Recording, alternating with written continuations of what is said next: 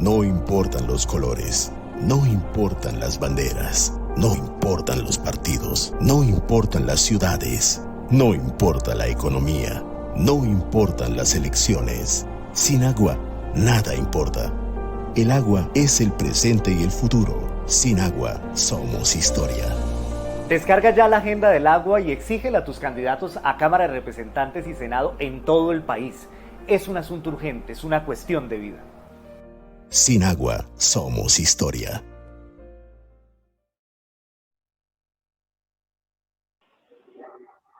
Bueno, me alegra mucho saludarles en una nueva jornada de la Agenda del Agua. Hoy nos encontramos con Judith Waldron, una candidata del Partido Dignidad, pero dentro de la coalición Centro Esperanza. Es una propuesta joven, es una persona que ahora nos va a contar, quienes nos están escuchando en estos momentos, quién es primero y quienes ya la conocen, desde luego, refrendar todas esas ideas y ese trabajo que ha hecho a lo largo de su vida y por qué pues se lanzó al Congreso de la República en este ejercicio que yo sé que es muy complicado, que es de un esfuerzo tremendo. Pero bueno, nos alegra mucho, Judith, que nos acompañes hoy. Hoy cambiamos un poco el formato. Durante las últimas entrevistas habíamos tenido espacios más públicos. Ahora lo vamos a hacer un poco más en el interior de nuestros hogares o en el caso tuyo de pronto en la sede, campaña, bueno, donde nos sintamos más cómodos y que haya una interacción muy fluida, muy tranquila, muy respetuosa con los ciudadanos que nos están escuchando en este momento. Como sabes, Judith, digamos, hemos arrancado esta iniciativa que llamamos la Agenda del Agua, que es una propuesta que busca acordar, más allá de las banderas políticas, de las ideologías, de las perspectivas, unos mínimos en los cuales todos deberíamos estar de acuerdo sobre el cuidado del agua y la biodiversidad en nuestro país, inspirados en una lucha que seguro tú conoces, que has estado allí vinculada, que es la defensa del páramo de Santurbán, de nuestro páramo aquí en el territorio de Santander, pero que desde luego es un tema que se puede replicar fácilmente en todo el país, porque es un elemento que une a Colombia y es la protección de sus ecosistemas estratégicos y por ende de su agua, que es el núcleo, es el eje vital o la savia vital con la cual, digamos, todos esos ecosistemas tienen vitalidad en nuestros territorios. Entonces, Judith, bienvenida, muchas gracias por acompañarnos en esta nueva jornada de la Agenda del Agua. Hola Carlos y hola a todas y todos. A mí me encanta estar acá hablando y conversando alrededor de algo tan importante como el agua. Para los santanderianos y las santanderianas ha sido esta una lucha de años en las cuales creo que todos hemos participado y la que nosotros la tenemos ya como una agenda ciudadana, ¿no? Esto se convirtió en una agenda de ciudad y nos involucra directamente a todas y todos. Entonces, es un espacio importante para discutir y para conversar también acá entre todos, pues darnos esa mirada alrededor del cuidado del medio ambiente. Bueno, Judith, entonces ahora cuéntanos un poco quién es Judith Waldron, por qué esta iniciativa político-electoral y bueno, y cómo ves el tema de lo que yo diría son las nuevas mentalidades que se están abriendo paso en el país y que además están inspirados en paradigmas como el tema ambiental. Y ahí hay un vínculo estrecho entre esas nuevas ideas, nuevas personalidades que asumen este compromiso y desde luego una candidatura como la tuya, relacionada además con los temas ambientales. Bueno, yo soy Judith Waldron, soy una mujer de 27 años que asume esto con total valentía, pues en el ejercicio de reivindicar también no solo el hecho de ser mujer, que implica estar en política doblemente difícil para las mujeres. Esto es una carrera de largo aliento que ya han trasegado muchas mujeres valientes, desde Josefina Valencia hasta ahorita, pero que también pese a eso es mi espacio de reivindicación acá, como mujer, ¿no? En este escenario político, electoral. Y como joven, porque desde el año pasado vivimos unas grandes consideraciones alrededor de las iniciativas o de las demandas también de la juventud hacia un futuro que parecía incierto, o que parece incierto ahora mismo también. Y al que nosotros también como jóvenes estamos llamados a reinterpretar y a reconsiderar y a construir, ¿no? Entonces, vemos todo eso que nos tocó al fin y al cabo vivir, pero que también enfrentamos con total valentía desde nuestra edad y decimos, bueno, es nuestra hora y si no lo hacemos nosotros, ¿quién lo va a hacer por nosotros? y si no es ahora, ¿cuándo es? Entonces, asumir esa posición absolutamente en términos de ciudadana también, de saber que este es un ejercicio absolutamente de reivindicación de los derechos ciudadanos dentro de una democracia, la posibilidad de elegir y ser elegido, parte del ejercicio neto de la ciudadanía. Entonces, creo que esas tres justificaciones, más allá de también saber que esto no es un ejercicio solamente de élites y de algunas personas que pueden estar en el poder, sino que también personas como Judith Waldron y como muchos de los que nos están viendo hoy, pues sabemos, y es que somos los del común, somos el pueblo, y que lo podemos hacer. Nosotros podemos ejercer nuestro derecho ciudadano a ser elegidos también, y que esto no necesitas mucha berraquera, mucha fuerza, mucha tenacidad, mucha valentía, mucha responsabilidad con el ejercicio, pero también se puede hacer política desde abajo, y también se puede hacer política desde una posición ética política, y desde una posición joven, desde una mirada de cuidado, desde una mirada desde una mujer, desde diferentes ópticas, alejadas absolutamente de lo tradicional, de lo que hemos tenido, ¿no? Comúnmente. Entonces, ese tipo de escenarios que pasan por el hecho de subir, que pasan por mi cuerpo, que las vivo constantemente, es lo que me impulsa y lo que me impulsó desde el inicio, lo que me tiene aquí enfrentando esta batalla contra el tiempo, para poder llegar a ser representante a la Cámara y a estar en el Congreso de la República con absoluta responsabilidad para ejercer esa curul de la mejor manera para Santander. Judith, tú mencionas un tema que nosotros abordamos desde la Agenda del Agua y que para nosotros es supremamente importante, y es, yo siempre lo metaforizo con un libro, que en realidad no es un libro, sino es el cuento más pequeño que ha existido en la historia de la literatura. No conozco si exista uno más pequeño. Voy a parafrasear lo que es el que él abrió la ventana y el dinosaurio estaba allí. Así de este corto el cuento. Y un poco lo que nosotros decimos frente a uno de los 5 temas principales de la Agenda del Agua, esta agenda ha venido creciendo porque en la medida en que vamos interactuando con diversos actores, no solo del mundo de lo político electoral, sino fundamentalmente ciudadanos, pues empieza a engrosar y empieza a adquirir un componente mucho más amplio. Pero ese elemento está en el tercer capítulo, lo llamamos así dentro de la agenda, que es cuál es la relación que existe entre el joven y la naturaleza. ¿Y por qué hago la analogía con este cuento? Porque a los jóvenes les pasó algo similar al personaje del cuento, y es que ellos nos levantamos, más bien me voy a incluir, aunque ya estoy un poquito por fuera de ese rango. Somos viejos jóvenes.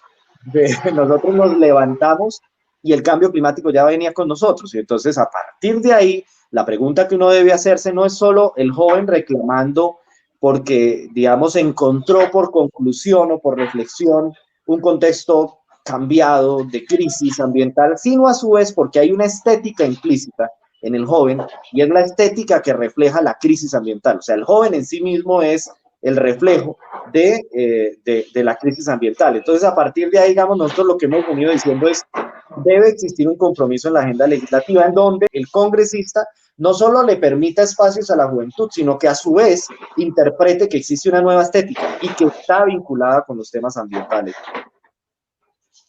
Claramente, nosotros los jóvenes nacimos con una crisis completa desde todas las ópticas, y claramente la crisis del cambio climático, la crisis de un hábitat también urbano, rural, la crisis de la frontera entre lo rural y lo urbano, que eso me pasa a mí en el ejercicio. Pues yo vivo al borde de la ciudad, yo vivo en la periferia, yo vivo en Colorado, es un barrio al norte de la ciudad. Eso implica una relación urbana-rural, eso que nosotros llamamos técnicamente en la academia rururbanidad, que es el borde de la ciudad, un escenario en conflicto constante, en conflicto desde la identidad, la cultura, porque no sabemos si somos rural, urbano, pero no sabemos si tenemos las demandas de lo urbano o las demandas de lo rural, no sabemos si tenemos las complicaciones de lo rural o las complicaciones de lo urbano. Entonces tenemos un montón de conflictos internos que pasan por nosotros, y que eso implica una mirada diferente, una mirada diferenciada, una mirada también diversa alrededor de lo académico, alrededor del estudio, bueno, muchas cosas que son importantes, porque pues también hay una demanda que yo he estudiado desde la maestría, y es el ejercicio de una planeación localizada, ¿no? Siempre tenemos que es empezar a, y creo que es una cosa pues desde los jóvenes también, aunque nosotros asumimos y tenemos una crisis o un estado en crisis que venimos diciendo que está en crisis hace como 20 años y sigue en crisis, pero pues mano, si somos los jóvenes los que enfrentamos esa crisis con valentía y decidimos cambiarlo, y esta palabra es muy, muy difícil, pero transformar nuestras realidades, si me puedo atrever a decir que por la transformación, o al menos por la modificación del contexto. Entonces, si no somos nosotros, ¿quién? ¿Sí? Si no somos los jóvenes, ¿quién lo va a hacer? Yo no me puedo quedar acá sentada esperando a que lo hagan otros o otras. Ya tengo una herencia de mis ancestras, una herencia de todas las personas que han luchado por estas necesidades y carencias sociales, que se han enfrentado a escenarios comunitarios, mujeres que han trasegado en la vida política, y eso es una herencia absolutamente justa que me queda a mí es como que me pasan la bola para seguirla y seguirla enfrentando desde la mejor óptica. Entonces, todos esos escenarios deben ser mirados de manera localizada, contextualizada. Debe haber una mirada absolutamente localizada. Planes de desarrollo locales, ejercicios locales, el agua local, la crisis local. Y esto, a partir de ese escenario de contexto, me da a mí las posibilidades de enfrentar todas estas cosas desde otra perspectiva. Nosotros lo hemos venido llamando, Judith, la única forma para enfrentar el cambio climático de manera asertiva es con perspectiva territorial. Es decir, que indudablemente hablar sobre los gases de efecto invernadero de manera global, pues es un acuerdo en el que las potencias del mundo y los países en general, desde la perspectiva nacional, pues se tienen que comprometer, pero más allá de eso, hay unas dinámicas y unas condiciones muy particulares de los territorios que son aquellos en donde al final de cuentas se puede materializar en un sentido práctico qué es el cambio climático. Es imposible hablar de cambio climático para determinados territorios si no se le da un sentido contextual, es una cosa casi que abstracta. Entonces no va a existir de la misma forma, además porque podría llegar a ser injusto para nosotros, lo consideramos así, que detrás del cambio climático también hayan enormes desigualdades. O sea, es a un sector periférico al que peor le va, pero a su vez también es al que más responsabilizan del ejercicio de transformación del cambio climático. Entonces, en ese sentido, ya que tú mencionas el tema de la ruralidad, hay un elemento dentro de la agenda del agua para nosotros fundamental. Nosotros hemos venido diciendo lo siguiente: para de la ciudad y el centro, las aguas residuales; de la ruralidad al centro, las aguas potables. ¿Y a qué nos referimos? Que hay una relación inversa en la calidad de agua que reciben las grandes urbes y el agua al final que termina dejándose al final del plazo por la ciudad, dejándose aguas abajo hacia las poblaciones periféricas. Y de manera irregular o contradictoria, las poblaciones rurales son aquellas las que tienen menos acceso al agua potable, pero a su vez son las que menos contaminan. Entonces, esa paradoja de centro-periferia, pues para nosotros es un tema que debe empezar a asumirse como un acuerdo político. Porque entre otras cosas, Judith, yo te decía ahora, antes de arrancar este live, que muchos de los elementos sobre el problema del agua no siempre están vinculados a que faltan en la legislación determinados elementos para que se pueda cumplir, digamos, el ejercicio práctico de resolver los problemas, sino que falta voluntad.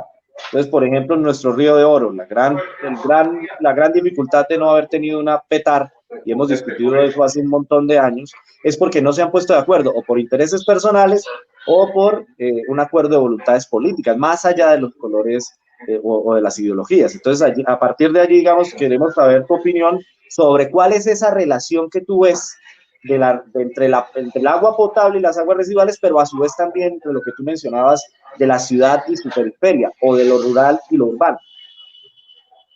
Mira, hay una tesis que a mí me está rondando en la cabeza desde que enfrentamos este reto de la Cámara de Representantes, y es que ya lo vivo constantemente, pero que alrededor de esto uno empieza a repensarlo, y es el hecho de que el agua es un indicador de desigualdad.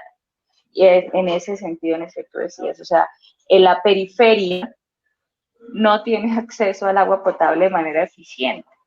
Y la medición de la calidad del agua, pues el IRCA solo la mide en las zonas urbanas. las zonas rurales no, que sigue siendo la periferia. Entonces, claramente, esa tesis y esa mirada a mí me deja un montón de interrogantes. Entonces, los gobiernos esto no les ha interesado, y entonces alrededor de la historia, ¿por qué no? Porque el agua, porque hablamos de gobernanza del agua en muchas ocasiones y muchas cosas, pero digamos que lo más importante acá son esos cuestionamientos que pueden salir de esa tesis. O sea, ¿por qué la periferia sufre el tema del agua en un país rico en agua? Ese es un cuestionamiento absolutamente grande y es la mirada centro-periferia de la que tú me estabas hablando. Y ahí es cuando empieza uno a cuestionarse, es cuando empieza a analizar el mundo de manera investigativa, ¿no? Ese es el inicio. Y a partir de ahí yo creo que, o sea, esta es una tesis que me embarga a mí ahora, pero yo creo que esto deja un montón de tela para cortar en términos de la relación estructural que hay alrededor del agua, que creo que pues igual ya la hemos visto, ya vivimos, pero a veces no estamos conscientes de ello. Y ahí es donde la legislación es absolutamente importante. ¿Cómo disminuimos esa relación de desigualdad entre lo urbano y lo rural? Pero no solo entre lo urbano y lo rural, entre lo periférico y el centro.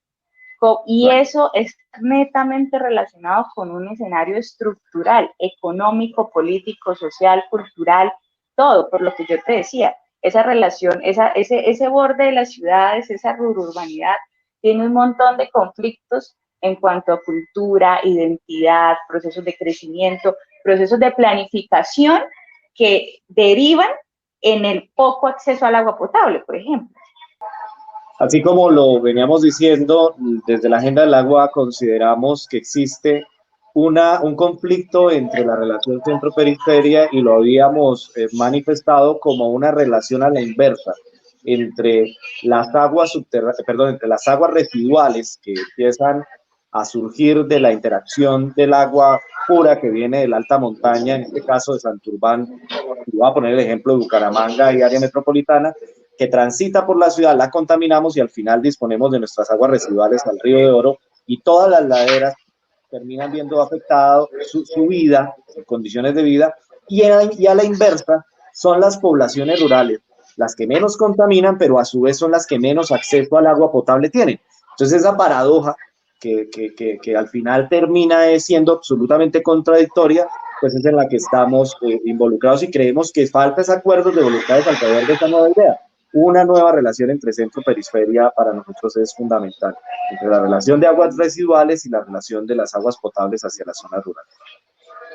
Yo quiero rescatar acá una conversación que teníamos en la pregunta anterior, y es el ejercicio claro de que esto, más allá de haber tenido pues heredado el cambio climático y todo esto, es también una dinámica de los gobiernos, ¿no? De falta de planificación, de falta de un ejercicio que sea dedicado pues a la gobernabilidad más que a la gobernanza. Y en este ejercicio, pues por ejemplo, tenemos casos como la periferia, que es donde yo habito y donde yo vivo y de la que absolutamente soy orgullosa, porque mi planteamiento de política es un planteamiento desde abajo, reconociendo que uno puede hacer política de abajo hacia arriba, que esto no tiene que ser siempre de arriba hacia abajo, como si nosotros, los nadies, diría Eduardo Galeano, no tuviéramos la suficiente fortaleza para enfrentar las crisis que nos plantearon las grandes, digamos que esta estructura mayor con la que nacimos. Pero esta dinámica de planeación ha dejado, por ejemplo, alejados del tema de acceso del agua a los barrios. Saber que hay que tener una redistribución por ejemplo, de las tuberías de suministro en algunos lugares alejados, pero que además habría que hacerlas mucho más amplias porque esto va a crecer. Entonces, no pensar de alguna manera que los territorios crecen en la periferia, no tener una visión de planeación a futuro y poder determinar que es que los territorios están vivos y constantemente crecen y que no van a crecer en el centro, sino crecen del centro hacia afuera. Y entonces la periferia, que en ocasiones tiene un acceso limitado al agua potable, pues va a tener menos acceso mientras más crece, ¿cierto? Y también, aparte de eso, pues viene relacionado con el territorio y su geografía, porque entonces alrededor del territorio y la geografía y las fallas y el resto de cosas, pues vamos a tener inundaciones, vamos a tener derrumbes, vamos a tener otros escenarios fuera del contexto del centro que también involucran directamente el tema del agua, pero el agua como el acceso al agua potable en el hogar, en la vivienda, y eso directamente relacionado con la calidad de vida de las y los santanderianos, en este caso, que es lo que a mí me compete y lo que a mí me demanda esta posición en la que estoy yo, pero también relacionado directamente con el ejercicio y con la lucha por una vida digna. La vida digna para las y los santanderianos, vida digna para los pueblos, vida digna para los barrios alejados, vida digna para la periferia, vida digna para la zona rural. Hay un comentario, Judith, que me suscita la siguiente reflexión. La discusión sobre el tipo de análisis económico que se hace sobre el crecimiento y sobre la riqueza. Entonces hay una forma de interpretar la riqueza a partir del ingreso, pero hay otra forma, que es las pobrezas, por ejemplo, multidimensionales, que, digamos, concitan no solo el acuerdo sobre cuánto dinero yo recibo mensual y en qué gasto, sino también una serie de indicadores que son mucho más integrales, entre los que se encuentran, entre otras cosas, los elementos vinculados con el acceso al agua, como un elemento fundamental de la distinción entre lo que es pobreza y lo que no. Y es allí donde esa diversidad de elementos pues empieza a reconfigurar y requiere que el país asuma ese compromiso para lo que tú mencionas es la vida digna. Ahora, aquí yo digo una pregunta que yo creo que es compleja, pero que es necesaria hacerse, es cómo hacer, hoy la legislación, por ejemplo, tiene limitantes en la posibilidad de que los acueductos urbanos inviertan recursos por jurisdicción y mando hacia las zonas rurales. Eso es una contradicción que a mi parecer es increíble, que pasa el tubo al lado de la población y ellos no pueden acceder, por eso a muchos les toca acceder de forma irregular porque, bueno, porque es su vida y tienen que resolverla desde luego y porque es injusto además que no puedan acceder cuando el tubo pasa directamente por sus barrios y acceden de forma, digamos, irregular. Y esto es muy común no solo en el área metropolitana, sino se está volviendo común en todo el país. Entonces hay una cuestión aquí que tiene que ver en cómo hacer para que la legislación colombiana sea mucho más permisible frente a esas realidades que son ya ineludibles, que es el crecimiento en las zonas periféricas, pero a su vez que haya una especie de contrato social o de compromiso para que ese aumento en la periferia no signifique también un impacto a zonas estratégicas ambientales. Esa contradicción se presenta. Entonces, claro, existe un crecimiento, pero a su vez hay zonas como, digamos, reservas, zonas de protección, los mismos páramos. En los páramos también es una consideración muy compleja, es hasta dónde yo puedo llegar. Hasta dónde yo puedo llegar, yo debo acceder, debo tener una calidad de vida o una vida digna, más bien, como utilicemos ese concepto, pero a su vez hasta dónde debe llegar mi ciudad, ¿sí? Y mi compromiso como ciudadano frente al impacto ambiental, ¿sí? ¿Cómo lo ves tú, Judith, desde ese punto de vista? Hay una cosa absolutamente importante y es que tú me haces recordar, bueno, la discusión, esta es una discusión amplia, porque hablar de agua y plantear la tesis sobre que el agua es un indicador de desigualdad empieza y que la lucha es por una lucha por vida digna, esto se hace absolutamente amplio. Y esto pone el agua en una agenda política estructural. O sea, esto pone el agua como el centro del ejercicio de una agenda política grande. Entonces, en esos términos, podríamos, por ejemplo, mencionar también el escenario en el que el agua está siendo privatizada. ¿Qué tanto el agua que es nuestra y que es parte de nuestro territorio, que la madre naturaleza provee, y en ese ejercicio, pues nosotros tenemos que cuidarla como parte de esa, digamos, ¿cómo decirlo? De esa entrega que nos da la madre naturaleza, pues deberíamos esos recursos también para nuestra sobrevivencia. Pero no lo estamos haciendo. Y en otras ocasiones estamos generando, hay ciertos escenarios de privatización del recurso hídrico. Grandes empresas, por ejemplo en Barranca, en donde el recurso hídrico se privatiza y por ahí si queda, entonces lo enviamos a los hogares de Barranca. Eso, por ejemplo, nos abre mucho más la pregunta alrededor del escenario de desigualdad, porque el agua entonces se está convirtiendo en un factor de cambio dentro de una estructura económica que aumenta la tesis de que el agua es un indicador de desigualdad y que además la justifica de una vez. Yo creo que acá estamos haciendo tesis, hipótesis, estamos construyendo una... Pero ese escenario es un escenario bastante complejo. Estamos colocando el agua dentro de una agenda política, pero el agua como un escenario estructural. Entonces, creo que la discusión se amplía, pero la legislación es absolutamente necesaria, porque desde el Congreso de la República es donde se pueden dar, por ejemplo, luchas que son necesarias para poder fortalecer la planeación de las ciudades, la planeación de los municipios, la posición de la periferia, pero además vigilar, controlar, revisar que para nosotros también es importante la periferia y que también debe haber acceso al agua potable de calidad y que debemos revisar la calidad del agua potable que estamos consumiendo constantemente. Entonces, ese tipo de escenarios es lo que desde la legislación se empieza a entender. ¿Qué relación, Judith, encuentras entre esta conversación sobre el agua como un elemento definitivo para entender las desigualdades en Colombia y a su vez considerarla como un elemento básico de lo que podríamos denominar un derecho fundamental? El agua, como la categoría que algunos discuten como derecho fundamental, llevaría también consigo elementos como el mínimo vital a su acceso, como una forma para poder, digamos, flexibilizar o ampliar el espectro de incidencia de los acueductos, de los recursos disponibles en los municipios para esa reconfiguración entre el centro y periferia. Bueno, el agua hoy por hoy dentro de nuestra legislación pues está determinada alrededor de un derecho conectado con el derecho a la vida, ¿no?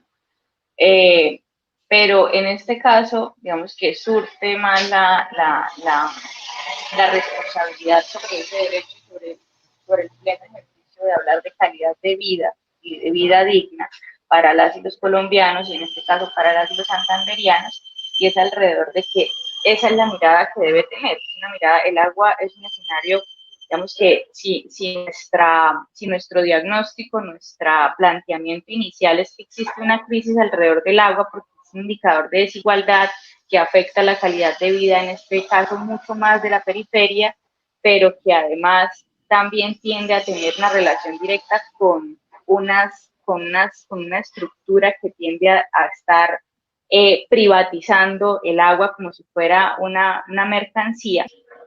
Judith, nosotros hemos venido, digamos, generando espacios de discusión alrededor del tema del agua. En Colombia hay una particularidad y es, nos decía la profesora de la Universidad del Externado, de los pocos países que no tienen ley de agua como ley de agua, o sea, esa categoría.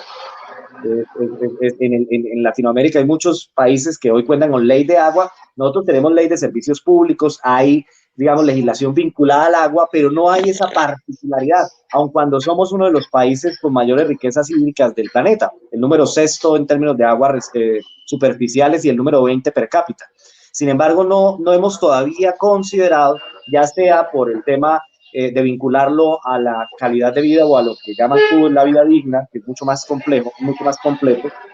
El término calidad de vida sé que tiene también ahí algunos elementos de discusión, pero también como un mecanismo vinculado al progreso de nuestras empresas, de industrias, de nuestra agricultura, que son las dos cosas que se mezclan y que están directamente vinculadas.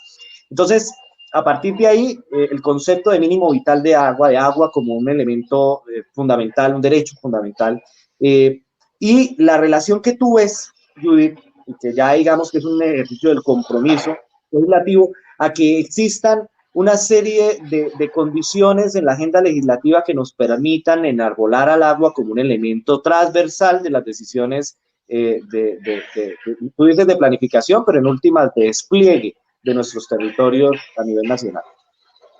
Bueno, inicialmente, y esto sí es claro y preciso y es casi que con la agenda política completa, y es el hecho de que esto necesita nuevas miradas. O sea, Colombia y Santander necesitan nuevas miradas. Poder tener a alguien en el Congreso de la República que se repiense esto de una manera diferente al ejercicio tradicional en el que se está llevando, ya es una ganancia absolutamente completa.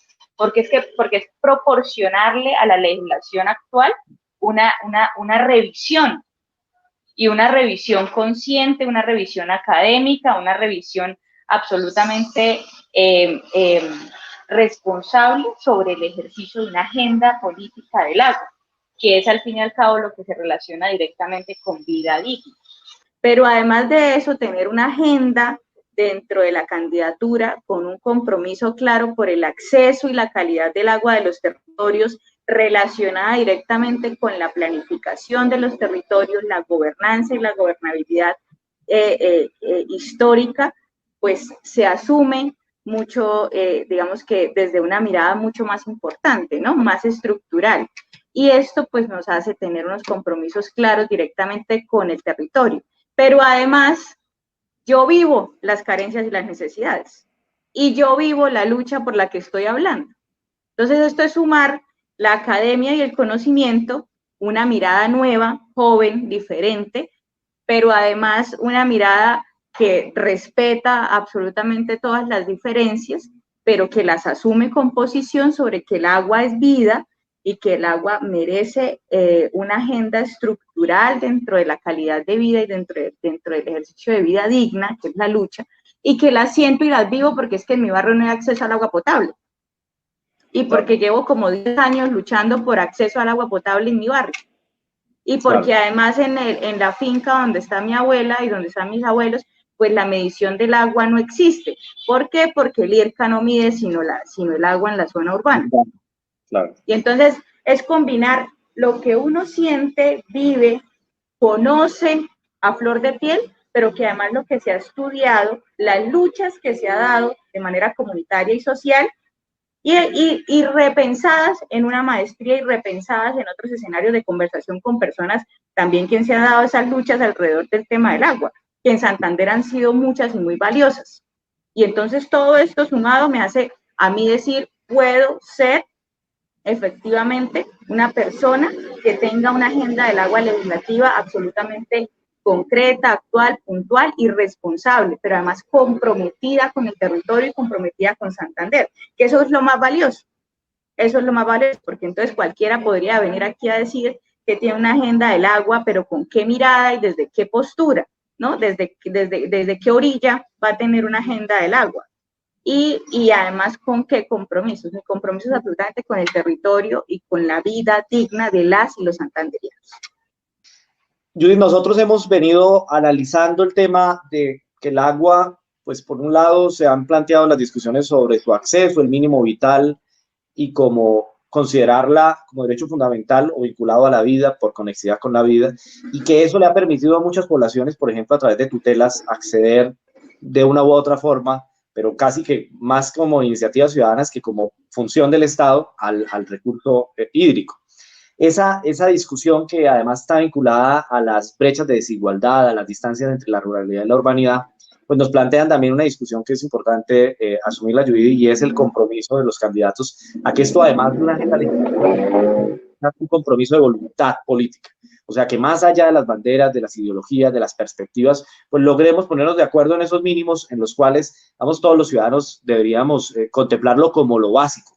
De ahí partimos para que, digamos, cerrando las brechas de desigualdad y particularmente el acceso en calidad al agua, pues podamos, digamos, establecer ejercicios de democracia mucho más sólidos, porque a su vez, digamos, resolver los problemas materiales de la gente también genera mejores condiciones para poder participar en democracia y tomar posturas mucho más asertivas con la realidad del siglo XXI. Entonces, sobre eso, Judith, tus comentarios. Y ya vamos cerrando, nos falta solo una pregunta que vamos a hacerla un poquito más amplia para que quepa todo el contenido que queríamos conversar contigo, y agradecerte desde luego por la voluntad y la iniciativa de participar en este ejercicio que no se queda solo en la elección, fundamentalmente después de que se gane. O sea, la idea no es que esto se quede aquí, sino que allá en Colorados podamos también reunirnos, que hayan espacios posteriores a la elección para que esto sea un compromiso de vida, un compromiso desde luego que va más allá de las elecciones políticas. Claro que sí, además, pues en algún momento lo dije, pero lo voy a repetir, pues esta agenda, digamos, el agua para Santander se ha convertido en una agenda ciudadana. Esto se ha convertido en una preocupación de todos los santanderianos, de todas y todos los santanderianos como parte de su vida, que también ha sido un poco, pues, usada, pero creo que es una, digamos que es una preocupación absolutamente importante, porque alrededor de la preocupación nos vamos entonces teorizando y nos vamos planteando tesis como esto, como que el agua es un indicador de desigualdad, y ahí vamos viendo un contexto más amplio de lo que es ser del sur, tener toda la biodiversidad y ser absolutamente rico en naturaleza, pero también tener unas desigualdades que pasan por una estructura que todos vivimos, pero que no somos conscientes de ellas, sino al final cuando no tenemos acceso al agua, cuando nuestra calidad del agua no se mide, y cuando es necesario que, verdad, exista una legislación específica para eso, pero que además existan compromisos desde los diferentes escenarios legislativos, ejecutivos,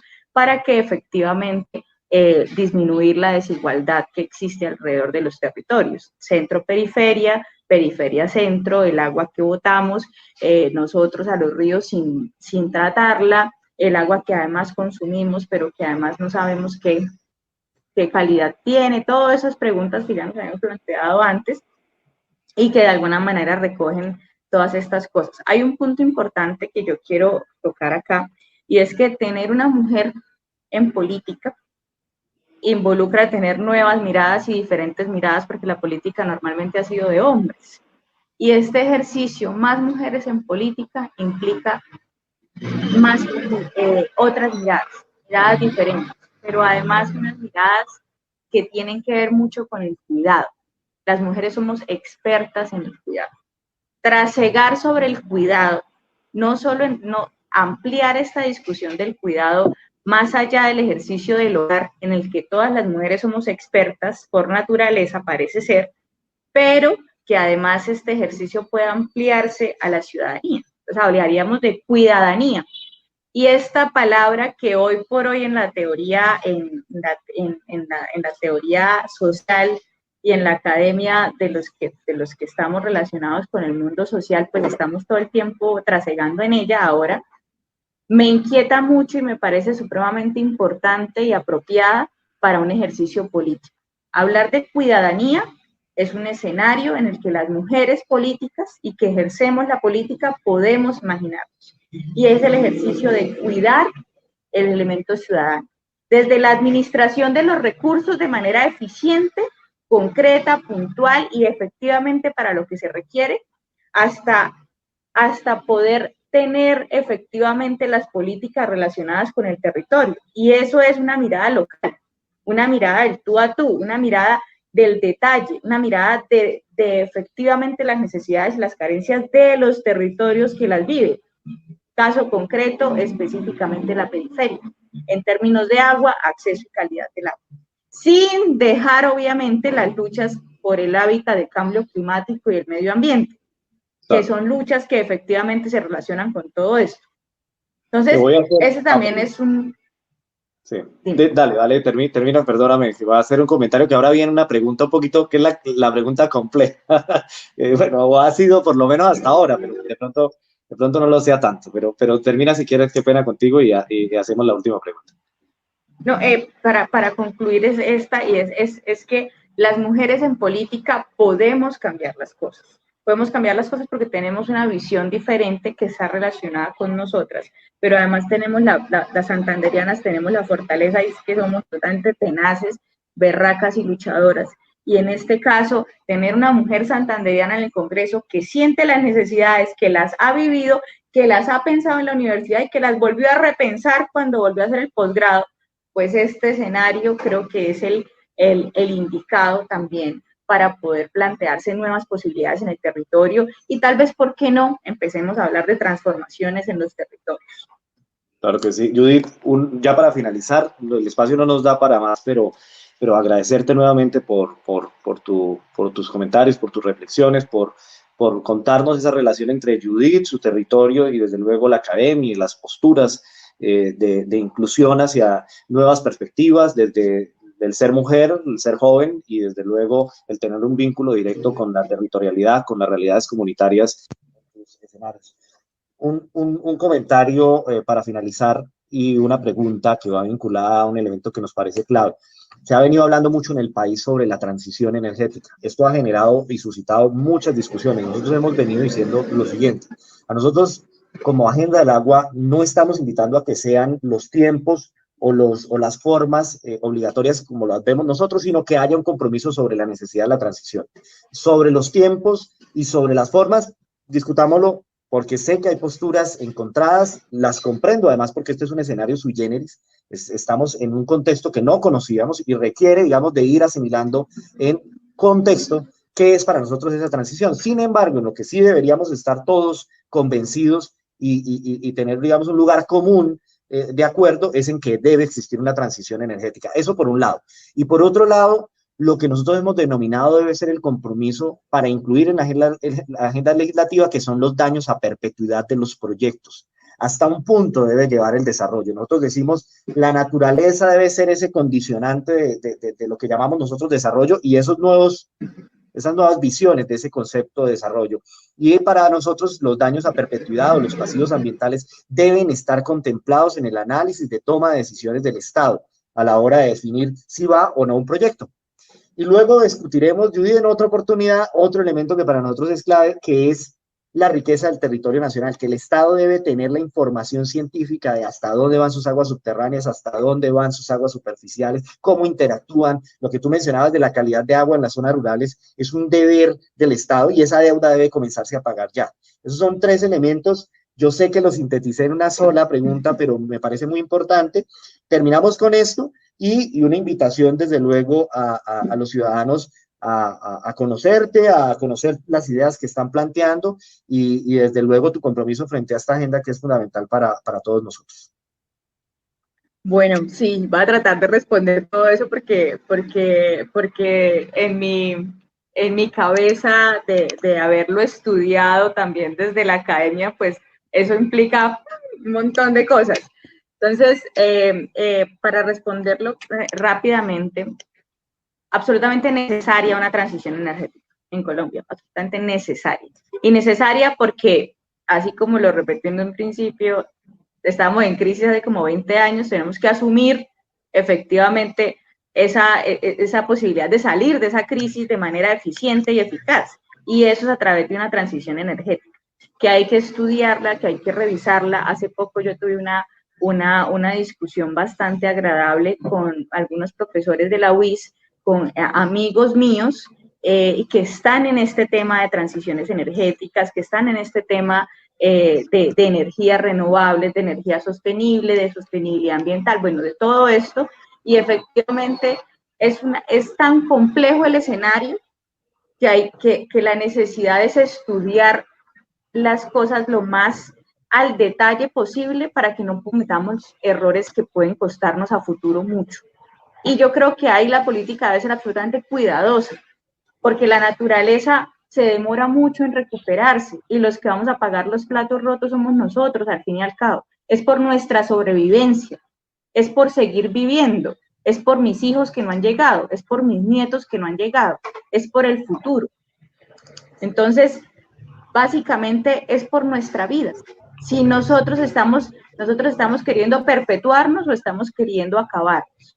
Entonces, esa principalmente es la conclusión acá, y si nosotros lo que queremos es cuidarnos a nosotros mismos como humanidad, pues, mano, debemos empezar a pensarnos en una transición energética, pero absolutamente cuidada. La política ya no puede ser de compra y venta de esta finca como productos de primera y vender nuestros recursos naturales como si los fuéramos a recuperar o como si tuviéramos tantos. Sí tenemos muchos, pero creo que si los cuidamos podríamos tener a nuestros hijos un poco mejor. Entonces, en este caso, creo que aquí lo importante es tener clara la posición sobre la transición energética, pero además tener el cuidado suficiente para pensárnosla y pensárnosla cuidadosamente y en conjunto con la academia.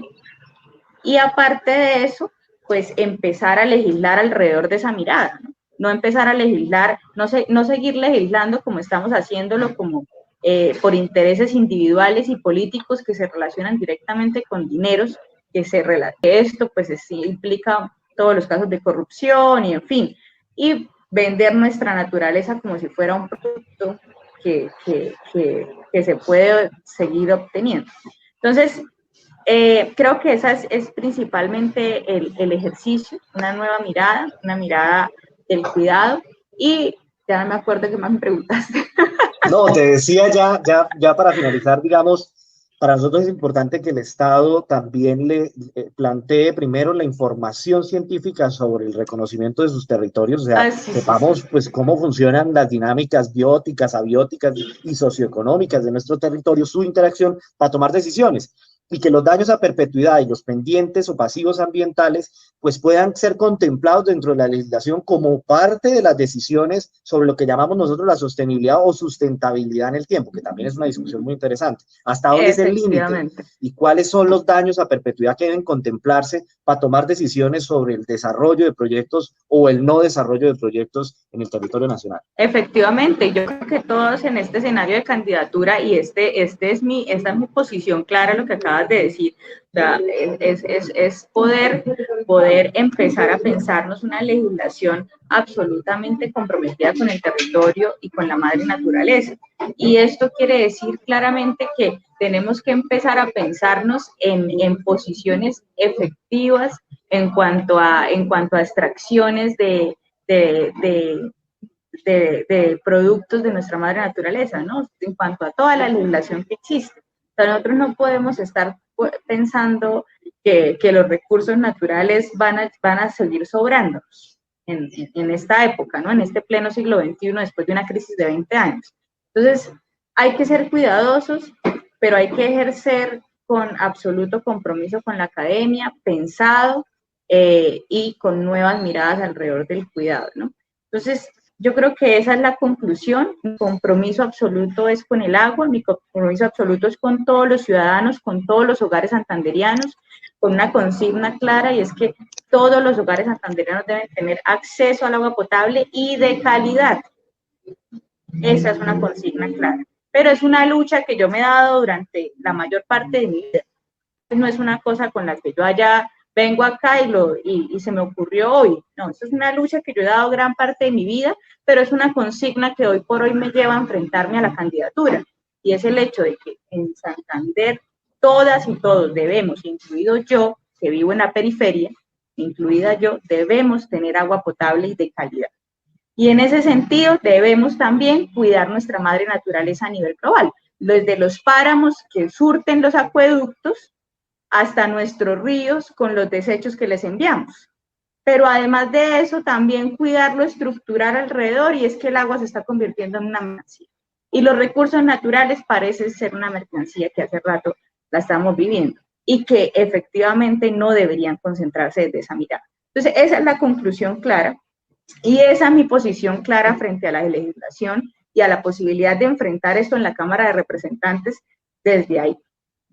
Yo agradezco también el escenario, sí, a mí me encantó hablar contigo, siempre había sido, no, yo creo que en la universidad nos conocimos, claro, pero enfrentarme ya en estos escenarios desde esta posición política responsable, porque poder asumir la política desde tu posición, desde la mía, como un ejercicio, también es parte del ejercicio de lucha que hemos enfrentado desde la universidad, en los movimientos sociales y estudiantiles.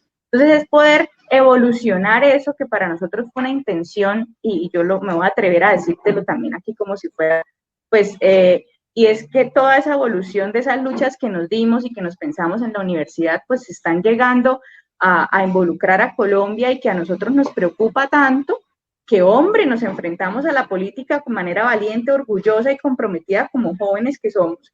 En mi caso, pues yo un poco más joven, 27 años, pero en un escenario comprometido con los territorios. Entonces yo creo que, y hablar del agua y hablar de una agenda política, yo lo aplaudo de manera grande, porque esto es un ejercicio de mucha valía, y es un ejercicio que uno tiene que empezar a tener también en temas de cultura.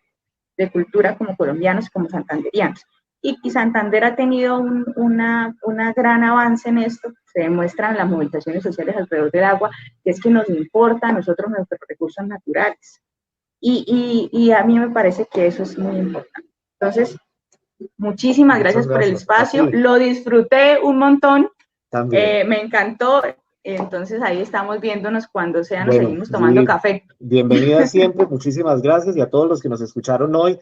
Pues Judith nos recordó además unos espacios que tuvimos en la universidad de grandes discusiones, de participación, no solo sobre los aspectos ambientales, sino también sobre las visiones que tenemos respecto a la educación, entre otros elementos, y es una juventud que se está abriendo paso en Colombia y que sin lugar a dudas pues va a tener un protagonismo relevante. Mis mejores deseos, Judith, muchas gracias, repito, y por tu compromiso con este tema que es vital, que es más allá de las banderas políticas y de las ideologías, es una cuestión de la vida, es un acuerdo sobre lo vital, digámoslo así. Entonces, pues muchísimas gracias. Y como estamos en campaña, déjame echar la cuña, no olvidemos este 13 de marzo. Eso se trata también. Entonces, el espacio es para ti, los ciudadanos, desde luego, de manera objetiva, en todos los espacios que tenemos, toman la decisión sobre qué candidatos apoyar, pero de lo que se trata es de abrir micrófonos y que los ciudadanos también conozcan estas posturas sobre estos asuntos esenciales. Entonces, desde luego, el espacio es para ti, Judith, y muchísimas gracias. Cerramos con tu comentario final. Gracias. Entonces, no olviden acompañarme todas y todos los santanderianos este 13 de marzo en las urnas. Votemos, salgamos a votar. La democracia y Colombia nos necesita por un Congreso absolutamente renovado, fuerte y comprometido con todos los territorios. Y en el caso de Santander, a la Cámara de Representantes marcamos Centro Esperanza 102. Aquí está, por acá, Centro Esperanza 102, a la Cámara de Representantes el 13 de marzo. Chao, gracias. Muchas gracias. No importan los colores, no importan las banderas, no importan los partidos, no importan las ciudades, no importa la economía, no importan las elecciones. Sin agua, nada importa. El agua es el presente y el futuro. Sin agua, somos historia. Descarga ya la agenda del agua y exígela a tus candidatos a Cámara de Representantes y Senado en todo el país. Es un asunto urgente, es una cuestión de vida. Sin agua, somos historia.